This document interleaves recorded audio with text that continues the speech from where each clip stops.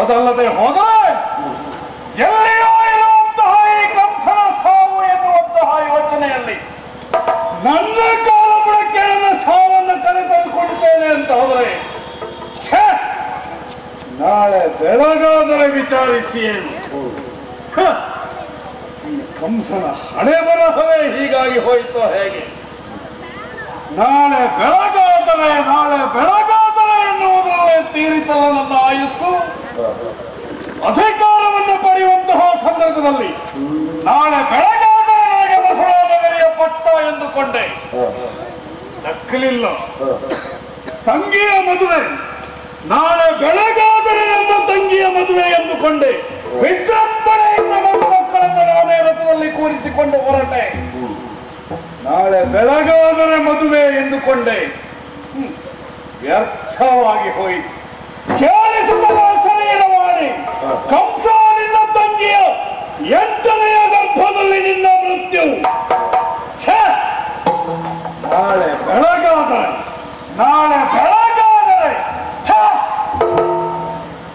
ಪ್ರಾರಬ್ಧವೇ. ಬಂದರಂತೆ ಕೃಷ್ಣ ಬಲರಾಮ, ಬರ್ತಾ ಇದ್ದಾರಂತೆ. ರಜಕನನ್ನ ಕೊಂದ್ರಂತೆ, ಕುಬ್ಜೆಯ ಗಂಕನ್ನ ತಿದ್ದಿದರಂತೆ. ನಮ್ಮವರನ್ನೆಲ್ಲರನ್ನ ಸತ್ತ ಮುಂದೆ ಬರ್ತಾ ಇದ್ದಾರೆ. ಶಸ್ತ್ರಾಗಾರವನ್ನ ಹೊಕ್ಕಿ ಬಿಲ್ಲನ್ನ ಮುರಿದಿದ್ದಾರೆ. ಬರಲಿ ಕೃಷ್ಣನನ್ನ ಬಳಿಗೆ. ಇದೇ ಹಂಬಲದ ತಲೆಗುಂಬೆಗೆ ತಲೆಗೊಟ್ಟು ಇಂದಿನ ರಾತ್ರಿಯನ್ನು ಉತ್ತರಿಸಿ ನಾಳೆ ಬೆಳಗಾದರೆ ವಿಚಾರಿಸಿ ಏನು.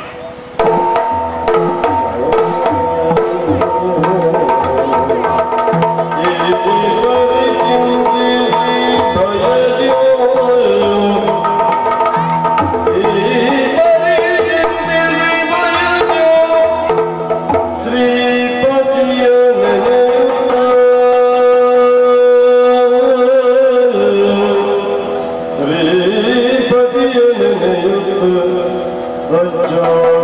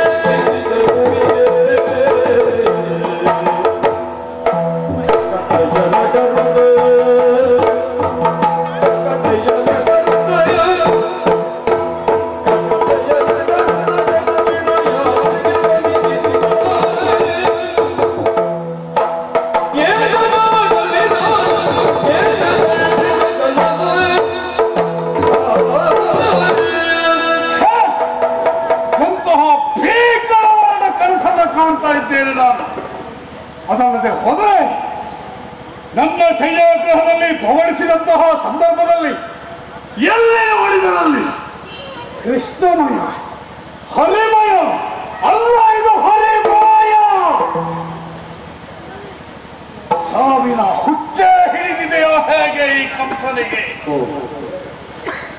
ಮರಣದ ಹುಚ್ಚು ಹಿಡಿದವನಿಗೆ ಹುಚ್ಚನ್ನು ಸರಿಪಡಿಸುವಂತಹ ಔಷಧಿ ಎನ್ನುವಂಥದ್ದು ಲೋಕದಲ್ಲಿರುವಂತೆ ಆ ರೀತಿಯಾದ ಹುಚ್ಚು ನನ್ನ ಪಾಲಿಗೆ ಹಿಡಿಯುತ್ತ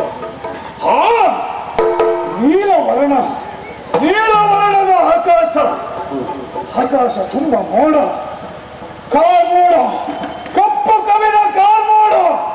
ಆ ಮೋಡಗಳೆಲ್ಲ ಒಂದಾಗಿ ಅದಕ್ಕೊಂದು ರೂಪ. ಯಾರು ಯಾರು ಯಾರು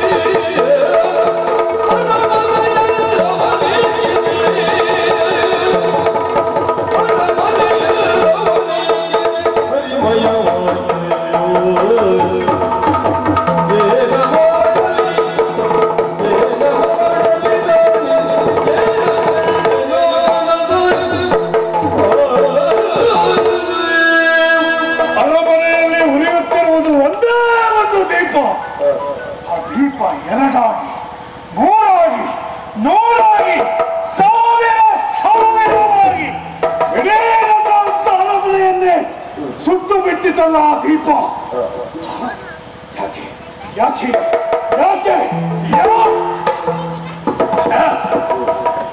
ಯಾಕಷ್ಟಿತ್ ಒಂದು ಸಾವಿಗಾಗಿ ಕಂಸ ಭಯ ಪಡುವುದ? ಅಲ್ಲವೇ ಅಲ್ಲ, ಮಹಾಬಲ್ಲ ಕಂಸ ಕೃಷ್ಣ ಬರ್ತಾನ. ಕೃಷ್ಣ ಬರಲಿ ಯಾರೇ ವಸುದೇವನನ್ನ ಕೊಲ್ಲಿ, ದೇವಕಿಯನ್ನ ಕೊಲ್ಲಿ, ಸಿಕ್ಕವನ್ನೆಲ್ಲ ಕೊಲ್ಲಿ. ಅದೇ ಸೂತಕದಲ್ಲಿ ಬಂದ ಕೃಷ್ಣ ನನ್ನ ಮೈಯನ್ನು ಮುಟ್ಟಲಿ ನೋಡಿಕೊಳ್ತೇನೆ, ಬಿಡ್ಲಿಕ್ಕಿಲ್ಲ.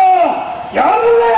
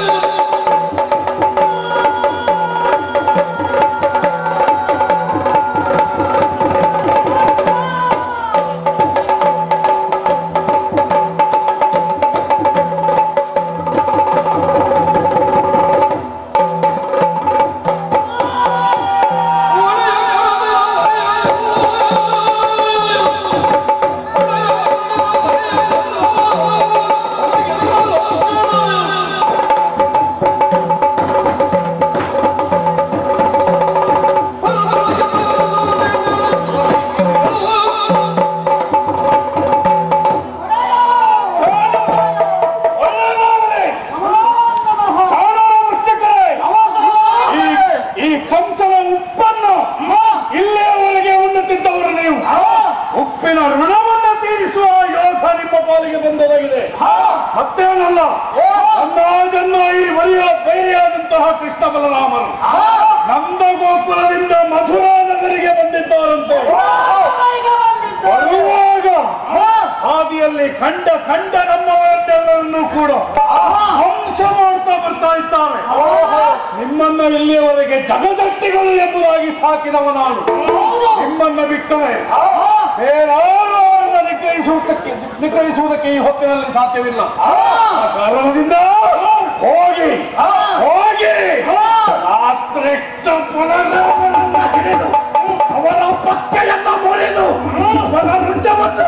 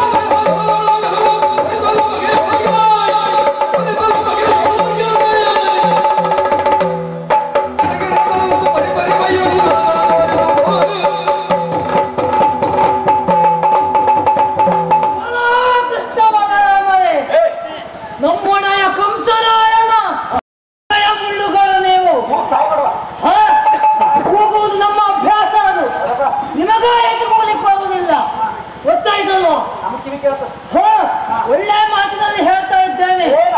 ತಪ್ಪಾಯಿತೆಂದು ಕಂಸರಾಯನಿಗೆ ಶರಣು ಬಂದರೆ ಲೇಸು, ಇಲ್ಲಂತಾದ್ರೆ ಈ ಚಾಣೂರ ಔಷಧಿಗಳ ಕೈಯಲ್ಲಿ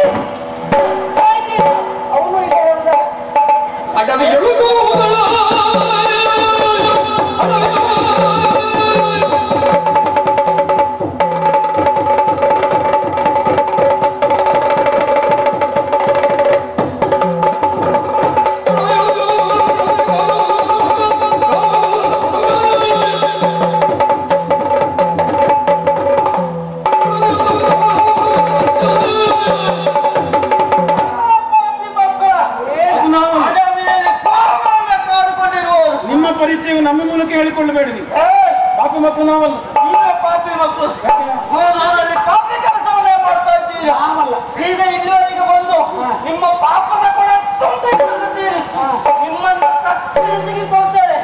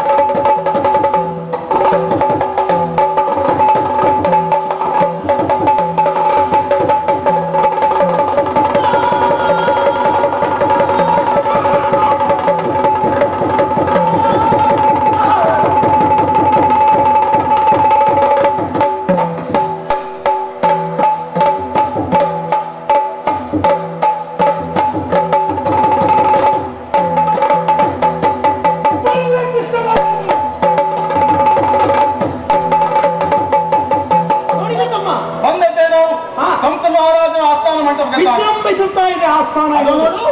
ಎತ್ತರವಂತಹ ಪೀಠದಲ್ಲಿ ನಮ್ಮ ಮಾವ ಬಂದಿದ್ದಾರೆ.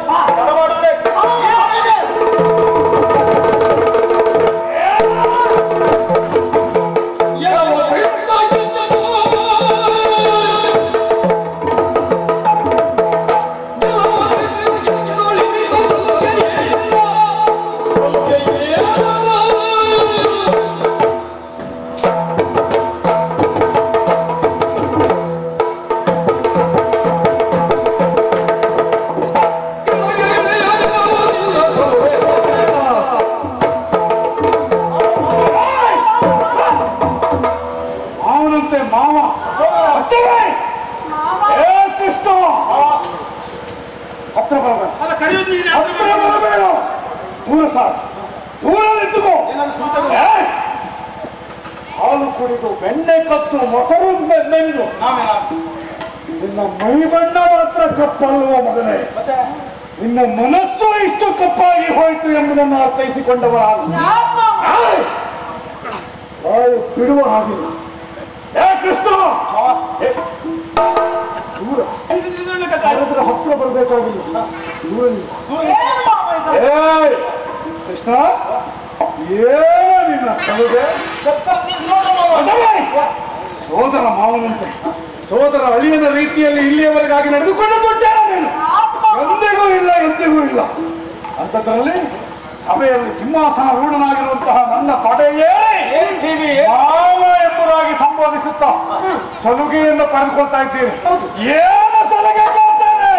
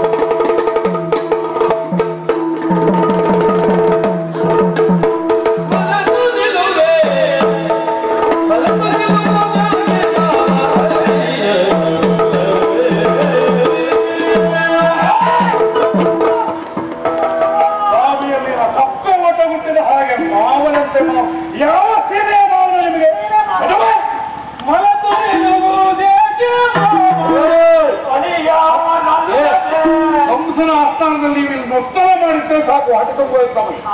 ಮತ್ತೆ ಏನು ವಿವಿಧ ಭಂಗಿಯ ಏ ಕೃಷ್ಣ ನಿನ್ನ ಭಂಗಿಗಳು ಈ ರೀತಿಯದುಂಟು ಅಂತ ನಾನು ತಿಳಿದಿರಲಿಲ್ಲ. ಕೆಲವೊಮ್ಮೆ ಹಾಗೆ. ಯಾಕೆ ನಾವು ತಿಳಿದ ಕೃಷ್ಣನ ಭಂಗಿಗಳೇ ಬೇರೆ, ರೀತಿ ರಿವಾಜುಗಳೇ ಬೇರೆ. ಇಲ್ಲಿ ನಾನು ಕಾಣ್ತಿರುವುದೇ ಬೇರೆ. ವೇಷಕ್ಕೂ ರೀತಿಗೂ ಸಂಬಂಧವೇ ಇಲ್ಲ. ಈಗ ಆವೇಶ ಹೆಚ್ಚಾಯ್ತು ಅಂತ ಹೇಳುದ? ಅಲ್ಲಿ ನನಗಾಗನಿಸ್ತು ಕಂಸ ಆಸ್ಥಾನದಲ್ಲಿ ಯಾಕೆ ಹೆಚ್ಚು ಅಂತ ಕೇಳುವುದು ನಾನು. ಕಾರಣ ನಾವಲ್ಲ, ಅತ್ಯಾರು ಎದುರಿಗಿದ್ದ ನೀರೇ ಹೋಯ್ತು ಮತ್ತೇನಲ್ಲ. ಓಹೋ, ಕಾಣುವವನ ಕಣ್ಣಿಗೆ ಯಾವುದು ಹೆಚ್ಚು ಯಾವುದು ಕಡಿಮೆ ಇದು ತೀರ್ಮಾನಗೊಳ್ಳುವುದು ಯಾವಾಗ? ಯಾವಾಗಲೂ ನಮ್ಮ ಅಳತೆಯ ಕೋಲಿನ ಕಣ್ಣಿನಿಂದ. ಹೇಗೆ ಗೊತ್ತುಂಟಾ? ನೀರೊಂದು ಹರಿತಾ ಇರ್ತದೆ, ಅದರಲ್ಲಿ ಇಣುಕಿ ನೋಡಿದಾಗ ಕಾಣುವುದು ಸ್ವತಃ ಅವನ ಪ್ರತಿಬಿಂಬ ಆಗಿರ್ತದೆ. ಕೆಲವು ಮೂರ್ಖರಿಗೆ ಅದು ಗೊತ್ತೇ ಆಗುವುದಿಲ್ಲ. ಏನು ದೊಡ್ಡ ಹೊಸ ವಿಚಾರ ಹೇಳಿದ ನನ್ನ ಮೂರ್ಖ ಮಾಡ್ಲಿಕ್ಕೆ ಹೊರಟು. ಇದು ಮೂರ್ತ ಆಗ್ಲಿಕ್ಕೆ ಉಂಟ ಬಾಬು ನೀನು? ಅಲ್ಲ ನೀವಿಬ್ರು ಇದ್ಮೇಲೆ ಮತ್ತೆ ಮೂರ್ಖರು ಬೇಕಾ? ಏ ಕೃಷ್ಣ ಹೇಳ, ಕೊಲ್ಲುವುದೇಕೆ ತಿಳಿಯಬೇಕು. ನನ್ನ ಕರ್ಮಕ್ಕ ಪುಣ್ಯ ಆಗ್ತದ, ನನ್ನ ಕರ್ಮಕ್ಕೆ ನಿಮ್ಮನ್ನು ಕರ್ಸಿತ್ತು. ಏನ್ ಆಗಲ್ಲ, ತಲೆ ಹೊಡ್ಕೊಳ್ಬೇಡ. ಎಷ್ಟು ನೋವು ಆಗ್ತದೆ ಅಲ್ಲಿ ನಿಮಗೆ. ನೀನ್ ತಲೆ ಹೊಡ್ಕೊಳ್ಳುದು. ಏ ಕೃಷ್ಣ ನೀನು ಒಳ ಸುತ್ತಿನವ ಅಂತ ನಮ್ಗೆ ಗೊತ್ತುಂಟು. ಆದ್ರೆ ನೀನು ಒಳಪೆಟ್ಟು ಕಂಸನ ಹತ್ರ ಬೇಡ. ಯಾಕೆ ಹೊರ ಸುತ್ತು ಕಡಿಮೆ ಮಾಡ್ಕೊಂಡು. ಏ ಕೃಷ್ಣ ನಿನ್ನನ್ನು ನೋಡದೇ ಇರಬಹುದು ನಾನು, ಆದ್ರೆ ನಿನ್ನ ಬಗ್ಗೆ ಸಂಪೂರ್ಣ ಮಾಹಿತಿಯನ್ನು ಹೊಂದಿದವನ. ನಿನ್ನ ಒಳಪೆಟ್ಟು ಬೇಡ. ಏನು ಪ್ರಪಂಚದ ಮಾಹಿತಿ ಇಲ್ಲದೆ ಹೇಳಿದ್ ಯಾಕೆ ಗೊತ್ತುಂಟಾ? ನಾನು ಮತ್ತಿನ್ನೇನಲ್ಲ, ಬಹಳ ದೊಡ್ಡ ಬಂಡೆ ಇರ್ತದೆ. ಅದಕ್ಕೆ ಪ್ರತಿನಿತ್ಯ ಒಂದೊಂದು ಪೆಟ್ಟ ಹೋದ್ರೆ 3-4 ದಿವಸ ಬಂಡೆ ಬಾಳು. ಹಾಗಾಗಿ ಮಂಡೆ ಬರ್ಕೊಳ್ಬೇಡ. ಅಲ್ಲಿಗೆ ಬಂಡೆ ಬಂಡೆ ಅಂತ ಒಪ್ಕೊಂಡೆಲ್ಲ. ಮಾವಿಂತ ಬಾಯಿ ತುಂಬಾ ಕರೆಯೋದಕ್ಕೆ ಕಾರಣ ಏನು? ನೀನು ಸಂಬಂಧದಲ್ಲಿ ಬೇರೆ ಯಾರಲ್ಲ. ಅದಕ್ಕಾಗಿ ನನ್ನನ್ನು ಹೆತ್ತಳು ದೇವಕ್ಕೆ ಅಲ್ವ? ದೇವಕ್ಕೆ ಅಣ್ಣ ನೀನು ಹೋಗಲ್ವ? ಹಾಗಾದ್ಮೇಲೆ ಮಾವ ಆಗ್ಬೇಕಾ ಬೇಡ? ನಾವೀರುವರು ನಿನ್ನ ಪ್ರೀತಿಯ ಅಳಿಯಿಂದ ಮಾವ ಅಳಿಯಿಂದ ಸಂಬಂಧ ಹೇಗಿರ್ಬೇಕು? ಕಡೆ ಏರಿದ ಆ ಕಾರಣಕ್ಕಾಗಿ. ಮತ್ತೆ ನಿಮ್ಮ ಪ್ರವಚನ ಕಾರ್ಯಕ್ರಮ ಇಲ್ಲಿ ಬೇಡ. ಹರಿಕೀರ್ತನ ಮಾಡುವವರು ಬೇರೆಯವರು ಇರ್ಬೋದು.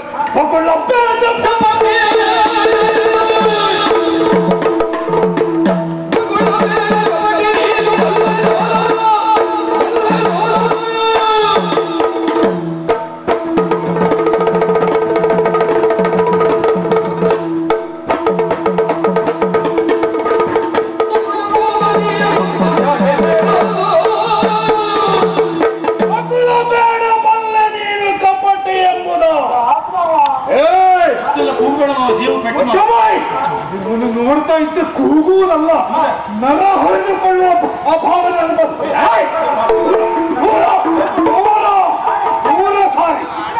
ಮೂರ ಸಾರಿ ನನ್ನ ಹತ್ತಿರ ಬರುವ ಯೋಗ್ಯತೆ ವಿಫಲಿಗಳಿಲ್ಲ.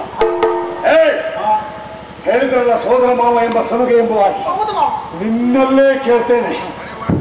ನಮ್ಮವಳೇ ಆದಂತಹ ಪೂತನಿ ನಿಮ್ಮಲ್ಲಿಗೆ ಬಂದಿದ್ಲ?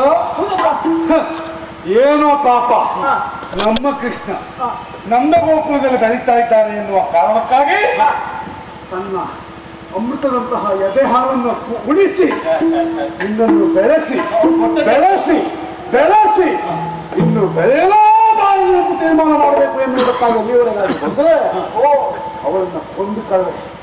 ಯಾಕೆ ಬಂದ್ಯಾ? ಅವನು ಕೊಟ್ಟದ್ದು ಅಮೃತದ ಹಾಲಲ್ಲ, ನೀನು ಹೇಳಿದ್ದು ಬಾಯಿ ತುಂಬ ಅಮೃತ ಅಂತ ಅದು ದೊಡ್ಡದು. ಏನಾಯ್ತು? ಈಗ ಯಾಕೆ ಬಂದೆ ಅವಳು? ಈಗ ನೀರು ಕಳಿಸಿಕೊಟ್ಟದ್ದು ನಾನೇ ಕಳಿಸಿದ್ದು. ಆ ಹೆಂಗಸು ನಾನೇ ಕಳಿಸಿದ್ದು.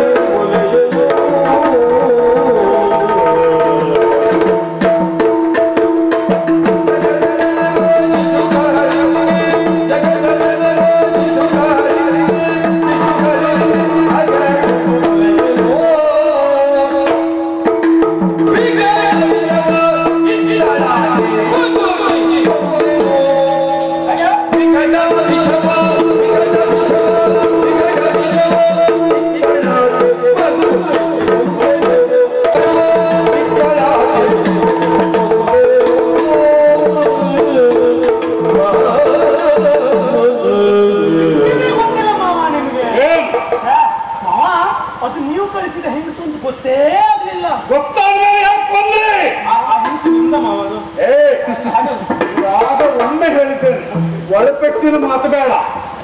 ಏನ ಹೆಂಗಸಿನಿಂದ ಅಂದ್ರೆ ಅರ್ಥ ಏನ? ಸಣ್ಣ ಬಾಯಲ್ಲಿ ಆಡುವ ಮಾತೆ ಬರಬೇಕು. ಅದಕ್ಕೆ ಇದು ನೀನು ಕಬಡ್ಡಿ. ನೀನು ಆಡುವ ಮಾತು ಕೊಟ್ಟ ಪೆಟ್ಟು ತಿಂದವನಿಗೂ ಗೊತ್ತಾಗುವುದಿಲ್ಲ. ಅವನು ಸತ್ತ ಮೇಲೆ ಗೊತ್ತಾಗಬೇಕು ಸಿಟ್ಟಿನ ಪೆಟ್ಟಿಂದ ಸತ್ತ ಎಂಬುದಾಗಿ. ನಮ್ಮ ಮೇಲೆ ಸಿಟ್ಟಿರುವ ಕಾರಣಕ್ಕೆ ನಾವು ಏನು ಮಾತಾಡಿದ್ರು ಕೊಕ್ಕೆ ಹಾಕಿದಾಗ ನಿಮಗೆ ಕಾಣಿಸ್ತದೆ. ನಾವು ಹಾಕುವುದಲ್ಲ, ಕೊಕ್ಕೆ ನೀನೇ ಸಿಕ್ಕಿ ಬಿಡುವುದು. ನೀನು ಹಾಕುವುದಲ್ಲ, ನೀನು ಆಡಿದ್ದಲ್ಲ ಆಗುವುದು. ಇದು ಸುತ್ತು ಕಡಿಮೆ ಆಗಬಾರ್ದು ಯಾರಿಗೂ. ನಿನಗಾಗಬಾರ್ದು, ಹೊರಗಿರ್ಲಿ. ಇದು ಏನೇ ಇರಲಿ, ಕೂತ ನೀ ಕಳಿಸಿಕೊಟ್ಟದಲ್ವಾ? ಕೂತ ಸ್ತನಿ ಪಾಪ ಎಂತ ಹೇಳ್ಕೊಳ್ಳೋದು. ಜಗದ ಜನರ ಶಿಶುಗಳಿಗೆ ಅಗಡು ಮೊಲೆಯನ್ನು ಬಂದದ್ದವು. ಹಾಗೆ ಅವಳು ಬಂದಾಗ ಆ ರೂಪದಲ್ಲಿ ಇರಲೇ ಇಲ್ಲ. ಎಂಥ ಸುಂದರಿಯಾದ ಹೆಣ್ಣಾಗಿ ಬರುತ್ತಾ ನೇರವಾಗಿ ನಮ್ಮ ಅಮ್ಮನ ಬಳಿಗೆ ಬಂದನು. ಹಾಲು ಕುಡಿಸಬೇಕು ಮಕ್ಕಳಿಗೆ. ನನ್ನ ಉದ್ದೇಶವೇ ಅದೇ. ನನ್ನ ಹೆತ್ತ ಮಕ್ಕಳಿಗೆ ನಾನು ಹಾಲು ಕುಡಿಸ್ಲಿಕ್ಕೆ ಆಗಲಿಲ್ಲ, ಆದ್ರಿಂದ ಹಾಲು ಕುಡಿಸಬೇಕು. ಆ ಮೂಲಕ ನಾನು ತನ್ಮಯತೆ ಹೊಂದಬೇಕು. ಹೆಣ್ಣಾದವಳಿಗೆ ಸಂತೋಷವೇ ಮಕ್ಕಳಿಗೆ ಹಾಲು ಉಳಿಸಿದಾಗ ಅಂತ ಹೇಳಿದನು. ಪಾಪ ನಮ್ಮಮ್ಮ ಯಶೋಧದೇವಿ ಬಹಳ ಬೇಗ ಬೆರಗಿ ಬಿಡ್ತಾಳೆ. ಆಯ್ತು ಅಂತ ಹೇಳಿದ್ವಿ. ಕೇವಲ ನಮ್ಮ ಮನೆಯ ಮಕ್ಕಳು ಮಾತ್ರ ಅಲ್ಲ, ಊರಿನಲ್ಲಿರುವಂತಹ ಮಕ್ಕಳಿಗೆಲ್ಲ ಹಾಲು ಕುಡಿಸುವುದಕ್ಕೆ ಆರಂಭಿಸಿದ್ವಿ. ಆಗ ಏನಾಯ್ತಲ್ಲ, ಹಾಗೆ ನಮ್ಮ ಮನೆ ಬಾಗಿಲಿಗೆ ಬಂದ ಹಾಲು ಕುಡಿದ ಮಕ್ಕಳೆಲ್ಲ ಎಲ್ಲ ಸತ್ತು ಹೋದ್ರು. ಮಾಮ ಸತ್ಯ ಹೇಳ್ಬೇಕು, ಹಾಲು ಕುಡಿದವ್ರು ಯಾರಾದ್ರೂ ಪ್ರಪಂಚದಲ್ಲಿ ಸಾಯ್ಲಿಕ್ಕುಂಟ? ಆಯುಷು ತೀರಿದವ್ರು ಯಾರಾದ್ರೂ ಪ್ರಪಂಚದಲ್ಲಿ ಉಳಿಲಿಕ್ಕುಂಟ? ಖಂಡಿತ ಇಲ್ಲ. ಮತ್ತೊಂದು ಹಾಗೆ ಆಯುಷು ತೀರಿ ಸತ್ತಿರಬಹುದು. ಅದು ನಿನ್ನನ್ನು ಬಿಟ್ಟದ್ದಲ್ಲ, ಆಯುಷು ತೀರಲು ಸಾಯಲೇಬೇಕು. ವಿಷಯ ನನ್ನ ವಿಚಾರಕ್ಕೆ ಬೇಡ, ಅಲ್ಲ ವಿಷಯ ನನ್ನ ಬುಡಕ್ಕೆ ಬರುವುದು ಬೇಡ. ಎಲ್ಲಿ ವಿಚಾರ ಮಾತಾಡ. ಆಮೇಲೆ ಅವಳು ಬಂದದ್ದಲ್ಲಿಗೆ ನೇರ ನಮ್ಮ ಮನೆಗೆ. ಪಿಚ್ಚತಾರಂದನ ಎತ್ತಿಕೊಂಬೆನು ಒಮ್ಮೆ ಎನ್ನುವುದಾಗಿ ಪ್ರೀತಿಯಿಂದ ಆಡಿದವಂತೆ. ನಮ್ಮಮ್ಮ ಯಶೋಧದೇವಿ ನೋಡಿದ ಕ್ಷಣ ಕರಗಿ ಹೋದಳು. ಪಾಪ ಒಳ್ಳೆ ಹೆಂಗಸಿರಬಹುದು, ಆ ಕಡೆ ಅಮ್ಮನಿಗೂ ಬಹಳ ಕೆಲಸ ಇತ್ತಲ್ವಾ. ಒಮ್ಮೆ ನಮ್ಮ ಮಗನ ನೋಡಿಕೊಳ್ಳಿ ಅಂತ ಕೊಟ್ಟು ಅಂತ ಆಯ್ತು. ಆಗ ಸುಮ್ಮನೆ ಇರ್ತಾಳ, ಹಾಗೆ ಕರೆದುಕೊಂಡು ಹೋಗಿ ಆಟದಂಗಳ ಕರೆದುಕೊಂಡು ಹೋದಳು. ಆಟ ಆಡಿಸುವುದಕ್ಕೆ ಆರಂಭಿಸಿದಳು. ಆಟ ಹಾಗೆ ಬಿಡ್ಲಿಕ್ಕೆ ಆಗ್ತದ್ಯಾ? ನನ್ನ ತಮ್ಮ ಕೇಳ್ಕೊಂಡ ಹಸಿವು ಆಗ್ತಾ ಇದೆ ಎನ್ನುವುದಾಗಿ ನಾನು ಹಾಲು ಕುಡಿತೇನೆ ಅಂತ ಆಯ್ತು ಅಂತ ಕರೆದು. ರಾಶಿ ಅವಳಿಗೆ ಆಸೆ ಇರಬೇಕು, ನಾನು ಹಾಲು ಕುಡಿಬೇಕು ಅಂತ. ನಾನು ಕೇಳುವುದೇ ತಡ, ಅವಳು ಕರೆಯುವುದು ತಡುವ ಕೂಡ ನನ್ನನ್ನು ಕರೆಸಿಕೊಂಡು ಎತ್ತಿಕೊಂಡು ಹಾಲು ಕುಡಿಯುವುದಕ್ಕೆ ಆರಂಭಿಸಿದೆ. ಕೆಲ ಹೊತ್ತಿನಲ್ಲಿ ಮಾವ ಹಾಲು ಕುಡಿದವರೆಲ್ಲ ಸತ್ತು ಆ ಕಡೆಗೆ ಬಿದ್ದಿದ್ರೆ ಇವಳಾಗಲ್ಲ, ಇವಳೇ ಸತ್ತು ಬಿದ್ದು. ಯಾಕೆ ನನಗೆ ಗೊತ್ತಾಗ್ಲಿಲ್ಲ. ಹಾಗೆ ನೀನು ಹೇಳಿದ ಮಾತು ನೆನಪಾಯ್ತು. ಆಯುಷ್ಯ ತೀರ್ದವರೆಲ್ಲ ಸಾಯ್ತಾರೆ. ನನ್ನ ಪ್ರಾರಬ್ಧ ಕರ್ಮವೋ ನಿನ್ನ ಹುಟ್ಟು ಬಿಡ. ಸತ್ತವಳು ಆಯುಷ್ಯ ತೀರಿ ಸತ್ತವಳು ಏನು ಅಲ್ಲಿಗೆ ಮುಗೀತೇನ? ಮತ್ತೆ ಶಕಟ ಬಂದಿತ್ತ ಯಾಕೊಂದ್ರೆ ಹೇಳ್ಬೇಕಾ? ಅದ್ರಲ್ಲೂ ನೀನು ಮೊದಲು ಹಿಂದೆ ಮುಂದೆ ಎಲ್ಲ ಉದ್ದ ಕಥೆ ಹೇಳ್ಬೇಡ. ಯಾಕೆ ಕೊಂದ್ರಿ ಆಗಲ್ಲ, ಕಥೆ ಹೇಳೋ ಒಂದು ಪೀಟಿಗೆ ಹೇಳ್ಕೊಡ್ಬೇಕಲ್ಲ. ಪೀಟಿಗೆ ಕೇಳುವ ಹೊತ್ತಲ್ಲ ಇದು ನನಗೆ. ಹೇಳಲೇಬೇಕು, ಕಥೆ ಹೇಳು ಮುಂದೆ. ತಪ್ಪು ತಲೆಗೆ ಯಾವ್ದು ಕಥೆ ಅರ್ಥ ಆಗುದಿಲ್ಲ. ಮಾವ ವಿಷಯ ಬರ್ತೀನಿ ಸರಿಯಾಗಿ ಮಾತಾಡಿ. ಏನು ನಿನ್ ನಂದು ಗೋಕುಲದ ಭಾಷೆ ಎಲ್ಲ ಇಲ್ಬೇಡ ನನ್ನ ಹೇಳ. ಗೋಪಾಲಕರೆಲ್ಲ ನಾವು ಕೂಡಿ ಆಡುವ ಹೊತ್ತಿಗೆ ಕೊಂಡಿಯೊಂದು ಬಂತು. ನನಗೆ ಕೊಂಡಿ ಅಂದ್ರೆ ಬಹಳ ಪ್ರೀತಿ. ಒಮ್ಮೆ ಆ ಕೊಂಡಿಯನ್ನು ಏರಿ ನೋಡುವಂತ ವಿಚಾರ ಮಾಡಿದೆ. ಹಾಗೆ ಬಿಡ್ಲಿಲ್ಲ. ತಮ್ಮನನ್ನು ಹೊರ ಕೂಡಿಕೊಂಡು ಒಮ್ಮೆ ಕೊಂಡಿಯ ಮೇಲೆ ಒಂದು ಕಾಲಿಟ್ಟಿದ್ದ ಕೊಂಡಿ ಲಟ ಲಟ ಲಟ ಏನು ಕ್ರಮ ಹಾಕೊಂಡ್ರಿ? ದೇವ ರೂಪದಲ್ಲಿ ಬಂದು ನನ್ನ ಅಣ್ಣ ಹೋದ. 2 ಕೋಡುಗಳನ್ನು ಹಿಡಿದು ಅಲುಗಿಸಿದ ತಕ್ಷಣವೇ ರಕ್ತ ಕಾರುತ್ತು ಸತ್ತಮ. ಚಾಣೂರ ಮುಷ್ಟಿಕರನ್ನ ಹಾಕೊಂಡ್ರೆ ಜೀವ ಉಳಿಸ್ಕೊಳ್ಳೋದಕ್ಕೆ ನಾವು ಪ್ರಯತ್ನ ಮಾಡಿದ್ದು ಬೇರೆ ಏನಲ್ಲ. ರಜಕರನ್ನೇ ಹಾಕೊಂಡ್ರೆ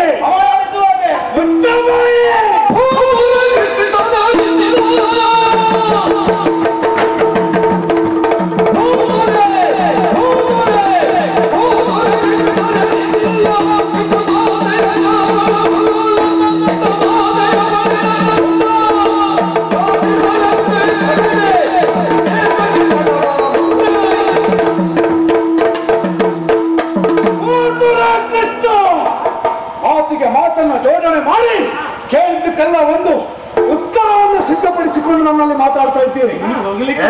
ಕೃಷ್ಣ ಬಲರಾಮರೇ, ನಿಮ್ಮನ್ನು ಮಾತಾಡಿಸಿದ್ದೆ, ಇಲ್ಲಿಯವರೆಗೆ ಮಾತಾಡಿಸಿದ್ದೆ ನನ್ನ ದೊಡ್ಡ ತಪ್ಪು. ಕೃಷ್ಣ ಹೇಳ್ತೇನೆ ಕೇಳು. ನೀನು ಅಂದ್ರೆ ನನ್ನ ಸಾವು ಎಂಬುದನ್ನು ನಾನು ಅರಿತವ. ಕೃಷ್ಣ, ಬಗೆ ಬಗೆಯಲ್ಲಿ ನೋಡಿದರೂ ಕೂಡ ನನ್ನ ವಶವರ್ತಿಯಾದವ ಅಲ್ಲ ನೀನು. ನನ್ನನ್ನೇ ನನ್ನ ಪಾಶದಲ್ಲಿ ಸಿಕ್ಕಿಸಿದವ. ಕೃಷ್ಣ, ನನ್ನ ಸಾವು ನೀನು ಕೊಡುವ ಸಾವಲ್ಲ, ನಾವು ತೊಡೆಯುವ ಸಾವಾಗಬೇಕು. ಕೃಷ್ಣ ನಾಳೆ ಉದಯಿಸುವ ಸೂರ್ಯ ಒಂದೇ ನನ್ನ ಮುಖವನ್ನು ನೋಡ್ಬೇಕು, ಅಲ್ಲದೆ ಹೋದರೆ ನಿಮ್ಮಿಬ್ಬರನ್ನು ನೋಡ್ಬೇಕು. ಬನ್ನಿ ಬನ್ನಿ.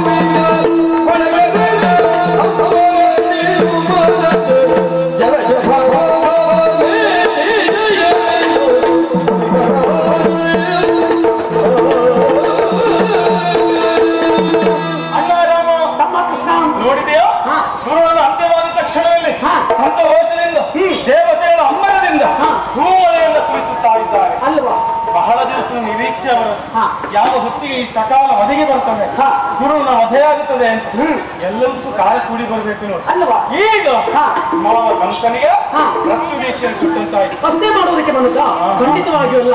ತಂದೆ ತಾಯಿಯರನ್ನು ಮೊದಲು ಸೆರೆಯಿಂದ ಬಿಡಿಸಬೇಕು. ಪ್ರಜೆಗಳೆಲ್ಲವೂ ಕಾಯುತ್ತಿರುವ ರೀತಿಯಲ್ಲಿ ಅಜ್ಜ ಉಗ್ರಸೇನರಿಗೆ ಪಟ್ಟವನ್ನು ಕಟ್ಟಬೇಕು. ಜೊತೆಯಲ್ಲಿ ನಾವಿಬ್ಬರು ಮಾಡಬೇಕಾದ ಮುಖ್ಯ ಕಾರ್ಯ ಹೊಂದಿದೆ. ಹಲವು ಕಾಲ ಕಳೆದು ಹೋಯಿತು, ನಮಗೆ ಉಪನಯನಾದಿ ಸಂಸ್ಕಾರಗಳು ನಡೆಯಬೇಕಾಗಿದೆ ಅಲ್ವಾ. ಸಂಸ್ಕಾರದ ಜೊತೆಗಾಗಿ ವಿದ್ಯಾಭ್ಯಾಸ ಎನ್ನುವುದು ನಡೆಯಬೇಕಾಗಿದೆ. ಮಠದವರೆಗೆ ಹೋಗಿ ಅವರ ಶಿಷ್ಯತ್ವವನ್ನು ಸ್ವೀಕರಿಸಿ ಬೇಕಾದನ್ನು ನಾವು ಪಡೆಯಬೇಕು. ಇನ್ನು ನಾವು ಹಾಲುಗಲ್ಲದೆ ಹಸುಗಳಲ್ಲ ತಾನೆ, ನಂದಗೋಕುಲದಲ್ಲಿ ಕ್ರೀಡೆಗಳನ್ನು ಆಡೋದಲ್ಲ ತಾನೆ, ಇನ್ನು ಪ್ರಬುದ್ಧರಾಗಬೇಕು. ಆ ಕಾರಣಕ್ಕೆ ರಾಮ ಲಕ್ಷ್ಮಣರಾಗಿ ಬದುಕಿನಲ್ಲಿ ಸೋಹಂ ಸೋಹಂ ಹಂಸತ್ವ ಎರಡಲ್ಲ, ಈವರು ಒಂದೇ ಎಂಬ ಅದ್ವೈತವನ್ನು ಸಾಧಿಸಬೇಕಾಗಿದೆ.